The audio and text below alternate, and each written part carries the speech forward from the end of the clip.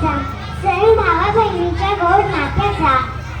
नमस्कार मित्रांनो, माझे नाव हर्षाली प्रवीण खानेवाले. मी वर्ग 3रीत शिकते. माझ्या शाळेचे नाव खंडेलवाल मराठी प्राथमिक शाळा आहे. मी आज तुम्हाला भाऊबीजेबद्दल थोडी माहिती सांगणार आहे. दिवाळीतील महत्त्वाचा आणि शेवटचा दिवस म्हणजे भाऊबीज. कार्तिक शुद्ध द्वितीयेला भाऊबीज साजरी केली जाते. या दिवसाला यम तृतीया असेही म्हणतात.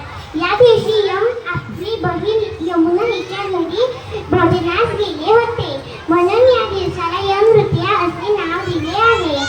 या दिवशी विवाहित बहिणी आपल्या भावाला त्यांच्या घरी जेवणासाठी आमंत्रित करतात.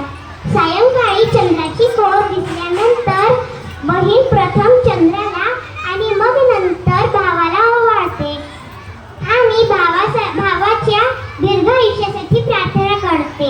आणि मग भाऊ ताटात ओवाळणी ठेवतो आणि बहिणीचा सत्कार करतो. काही स्त्रियांना भाऊ नसल्यास ते चंद्राला भाऊ मानून चंद्राला ओवाळतात. म्हणून मला भाऊबीज हा सण खूप आवडतो. अशा प्रकारे भाऊबीज उत्सव साजरा केला जाते आणि दिवाळी सणाची सांगता होते. धन्यवाद.